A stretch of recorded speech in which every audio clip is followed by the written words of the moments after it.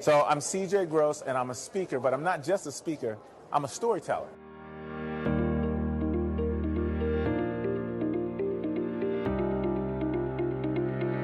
What we're here to talk about today is the brain science of decision making. What's happening is as soon as you meet someone, your brain's trying to figure out two things. Number one, is this person safe? There's two types of safe. There's emotionally safe. Can I share a story and this person will not share it with someone else?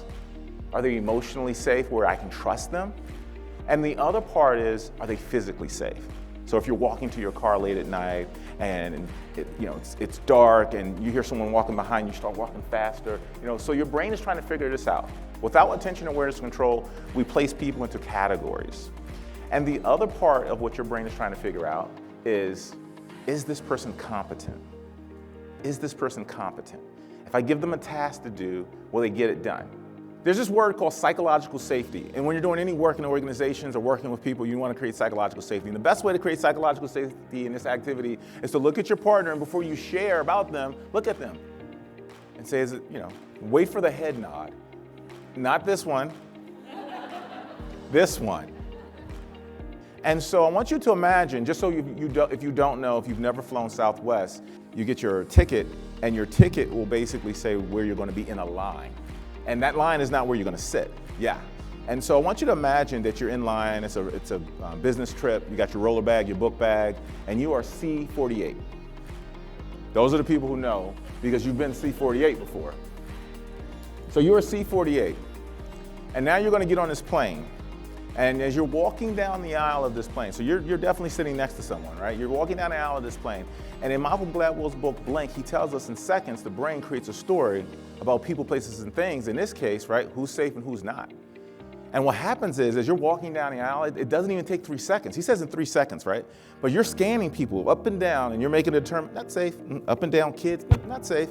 And before you know it, you're in like the back of the plane. And what happens is that same mechanism in your brain comes into play when you meet someone for the first time at a networking event. It comes into play when you shake someone's hand and it's a weak shake. It comes into place when you're reading someone's resume and you see what school they went to. It comes into play when you meet someone who's supposed to be your mentor, but they maybe have a different background than you. It comes into play when you're thinking, who's going to run this project and are they smart enough? It comes into play when we don't really think about it. So it's the same mechanism in the brain as when we get on an airplane as when we are driving and all of a sudden someone jumps out in front of us as a red light. We don't think about it, we respond to it. I thought the presentation was so great. I think a lot of times we know this stuff in the back of our heads, but having it told to us in a way that ties both the science and then the reality of it was a great combination. I think CJ's a very engaging speaker. I think he gets the room going, and I thought it was just overall a great presentation and great ways to apply it to multiple different industries, especially service industries in particular, where we're interacting with a lot of people, both in the client sense and then internally. My name is Angelica. To me, I thought the most interesting part was the idea of the slow brain versus the fast brain. And I think especially in this career, we spend a lot more time thinking in fast brain and being reactive.